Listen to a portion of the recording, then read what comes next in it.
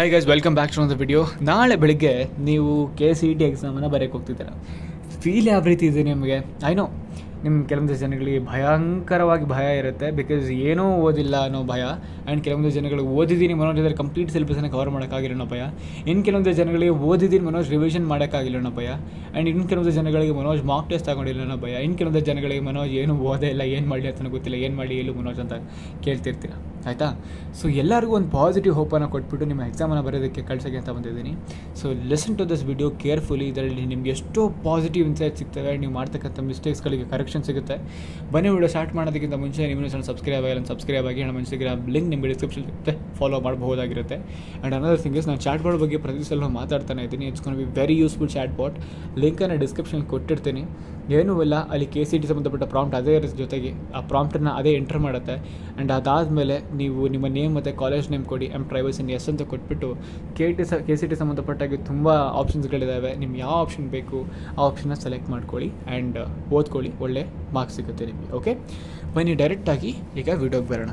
First thing is, ನೀವು exam start ಮಾಡೋದಕ್ಕಿಂತ ಮುಂಚೆ ಈ ಆ್ಯಂಗ್ಸೈಟಿನ ಹೊರಗಡೆ ಕಳಿಸ್ಬೇಕು, ಆಯಿತಾ? ನಾನು ನನ್ನ ಪರ್ಸನಲ್ ಎಕ್ಸ್ಪೀರಿಯನ್ಸನ್ನು ಹೇಳ್ತೀನಿ, ಗಮನ ಕೊಟ್ಟು ಕೇಳಿಸ್ಕೊಳ್ಳಿ. ಫಸ್ಟ್ ಥಿಂಗ್ ಇಸ್, ನಾನು ಹೆವಿ ಆ್ಯಂಗ್ಸೈಟಿಯಿಂದ ಎಕ್ಸಾಮ್ ಬರೋಕ್ಕೆ ಹೋಗಿತ್ತು, ಆಯಿತಾ? ನನ್ನ ಫಸ್ಟ್ ಎಕ್ಸಾಮ್ ಆಗಿದ್ದು ಬಯಾಲಜಿ ಈಸಿಯಾಗಿತ್ತು, ಬಿಕಾಸ್ ಕ್ವೆಶನ್ಸ್ಗಳು ತುಂಬ ಸುಲಭವಾಗಿತ್ತು. I was able to score 46. ನನ್ನ ಪ್ರಿಪರೇಷನ್ ತುಂಬ ಕಡಿಮೆ ಇತ್ತು ಬಯಾಲಜಿಗೆ, ಬಿಕಾಸ್ ನಾನು ನೀಟಿಗೆ ಪ್ರಿಪೇರ್ ಆಗ್ತಿದ್ದೆ. ನನ್ನ ಬಯಾಲಜಿ ಚೆನ್ನಾಗಿತ್ತು, ಬಟ್ ನಾನು ಏನು ಎಡಿಟ್ ಮಾಡ್ಕೊಂಡೆ ಗೊತ್ತಿಲ್ಲ, ತುಂಬ ಕ್ವಶನ್ಸ್ ನಂದು ಹೋಯಿತು. But still 46 is a good number, ಆಯಿತಾ? ನಾನು 46 ಏನೋ ಮುಗಿತು ಬಯಾಲಜಿಲಿ, it's fine.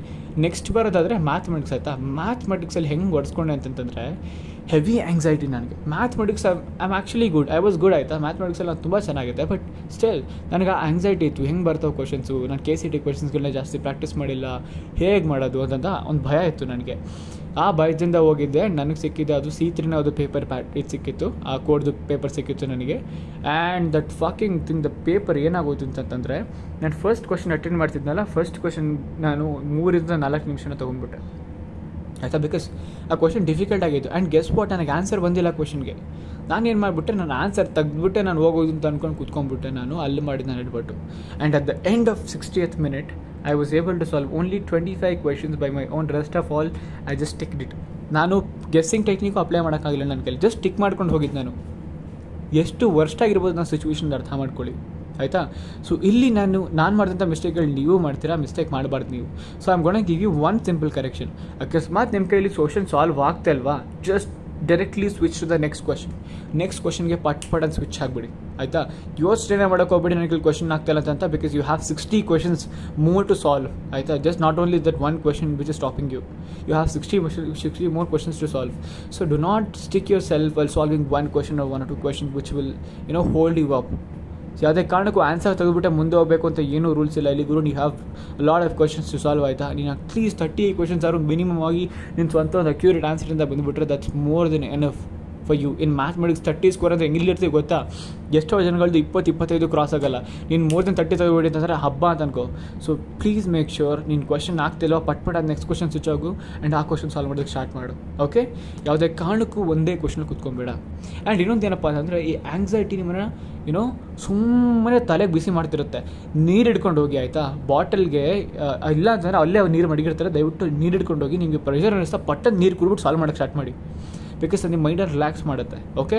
Please do this thing to this necessary thing. And ನೀವು ಯಾವುದೇ ಕಾರಣಕ್ಕೂ ಕ್ಯಾಲ್ಕುಲೇಟರ್ನ ತಗೊಳ್ಳೋ ಹಾಗಿಲ್ಲ.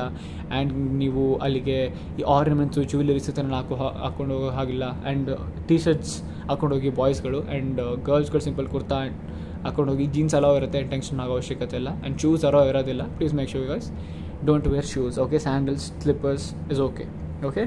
ಸೊ ಇದು general instructions. And I've given you one positive correction, that is do not waste your time.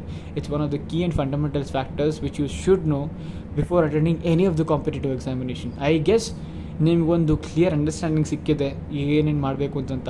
And ಇನ್ನೊಂದೇನಪ್ಪ ಅಂತಂದರೆ, ಈ ಸರ್ಕಲ್ ಮಾಡ್ತಿರ್ತೀರಲ್ವಾ, please make sure you guys use Rorito ball point pen ಬರುತ್ತೆ, ಆಯಿತಾ? ರೋರಿಟೋದು. ಆ್ಯಂಡ್ ಆ pen it's one of my favourite pens, ಆಯಿತಾ?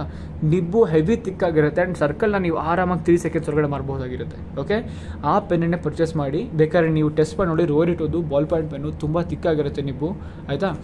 ಆ ಪೆನ್ ತೊಗೊಂಡೋಗಿ. Definitely it's gonna help you in doing circle process, reducing lot of time. Okay. ನೀವು ತುಂಬ ಕಡಿಮೆ ಟೈಮ್ ತೊಗೊಬೇಕಾಗಿರುತ್ತೆ to circle up the things. ನೀವು ಬರೀ ಈ ಸರ್ಕಲ್ ಮಾಡೋದಕ್ಕೆ 2 ಟೈಮ್ ತೊಗೊಂಡ್ಬಿಟ್ರೆ ಕಷ್ಟ ಆಗ್ಬಿಡುತ್ತೆ. Okay, I hope you got it. Just use the pen. And ನಿಮ್ಗೆ ಯಾವಾಗಲೇ ಆಗಲಿ ನೀವು ಡಿಪ್ರೆಸ್ ಆಗ್ತಿದ್ದೀರ ಅಂತ ಅನಿಸಿದ್ರೆ ಯೂಸ್ ಪವರ್ ಮುದ್ರಾ, ಆಯಿತಾ? ಪವರ್ ಮುದ್ರಾನ ಸರ್ಚ್ ಮಾಡಿ, ನಿಮ್ಮ ಕೈಯಿಂದ ಮಾಡ್ತಕ್ಕಂಥ ಮುದ್ರೆ. ಆ ಮುದ್ರೆ ನೀವು ಬರೀ ಒಂದು ಸತಿ ಹೋಲ್ಡ್ ಮಾಡೋ ಸಾಕು ನಿಮಗೆ ಪವರ್ ಕೊಡುತ್ತೆ. ಅಂದರೆ ಇದೆಲ್ಲ ಬಿಲೀವ್ಸ್ಗಳಷ್ಟೇ, ಎಲ್ಲರೂ ವರ್ಕ್ ಆಗುತ್ತೆ ಅಂತ ಹೇಳ್ತಾಯಿಲ್ಲ. It's just my concern.